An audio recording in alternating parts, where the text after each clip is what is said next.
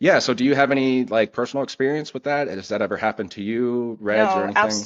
absolutely. So, and I especially, so I originally came into the national scene at 141 pounds. And then as the Olympic cycle had started to approach closer and closer, I moved down to an Olympic recognized weight class because not all of the weight classes are recognized at the games.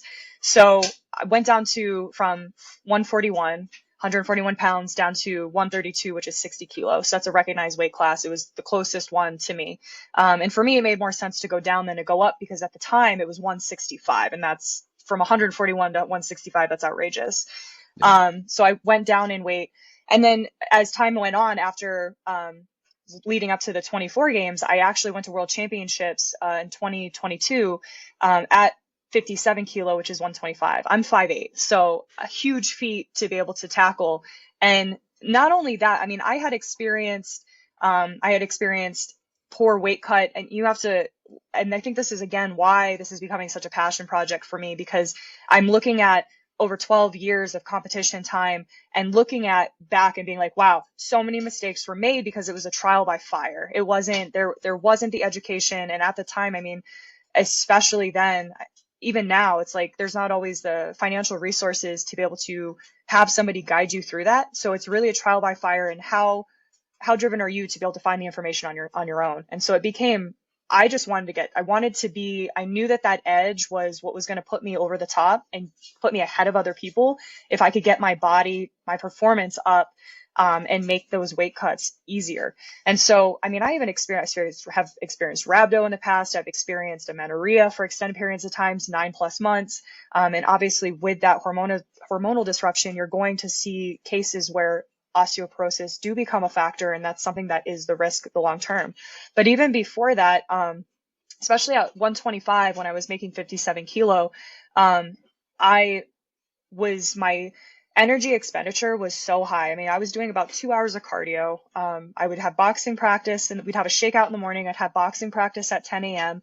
After boxing practice, I would get right on either the treadmill or the elliptical to do an additional hour of cardio, a sauna and a stretch, ice plunge, go eat, strength and conditioning at 3 or 4 o'clock, and do another 45 minutes to an hour of cardio at night.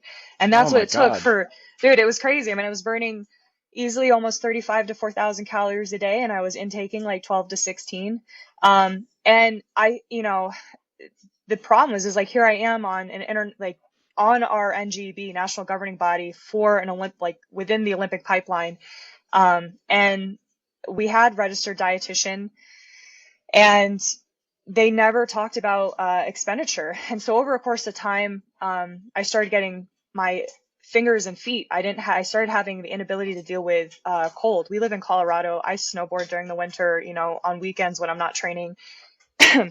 And I would be at nighttime, I'd be sleeping with socks on, and my like extremities would start getting really cold. I had no ability to adapt to the cold outside. And so I started digging into it, and I was like, God, like, what the hell is happening to me? I feel like hell. And I started to realize that due to this long-term deficit, okay, so your body eventually, if you do not have enough energy to be able to meet your base metabolic need, your body will actually start to deregulate, and it affects your thyroid. Your thyroid will actually start to deregulate so that it kind of like throttles everything down so that you can survive long term. And everything adapts to that. I mean, mitochondrial function, you'll look at your mitochondrial actually all the condensed ones start to like merge into one singular one, and they get longer within the cell to create endurance and efficiency. Dude, I nerded out on it because I felt such crap at the time. And so this long-term deficit ends up hormonal disruption, and it's your thyroid. And then for females, it's like we get into this dysregulation hormonally with our cycle. And it goes so far that it's like even before amenorrhea, if you are not cycling as a female, and you're creating estrogen, but you're under so much stress that you don't have enough energy to have a period, you don't actually create progesterone. And progesterone is the signal in order to allow yourself to cycle. So there's a bunch of things that happen with that for females. Is when you create progesterone, it also creates GABA. So GABA is another chemical and a hormone in the brain that downregulates cortisol. So Helps you sleep. here, It helps you sleep. It helps you get out of fight or flight. And here I am, and I call it monkey brain because I literally started to turn into a freaking basket case.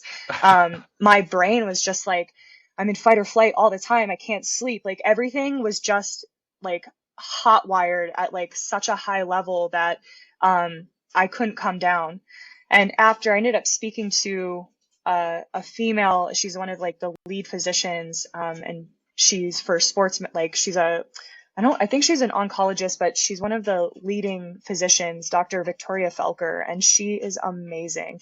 And she's the one who actually is the one who shared all this information with me. And she was like, "Oh my God, Amelia, like, and just so you know," and I told her, I was like, it's odd because I wear an Aura ring and I wear that specifically so I know what my cycle is. And I know that if I'm under fueling and overtraining, because my body temperature will start to get lower and lower and I won't cycle. And so Victoria Felker, I told her, I was like, I'm having this issue where it seems like every time I throw myself off, it takes me 3 weeks, 3 months of cycle to get back. And she's like, well, that's correct. That's exactly right. Because it takes women 3 cycles to re-regulate.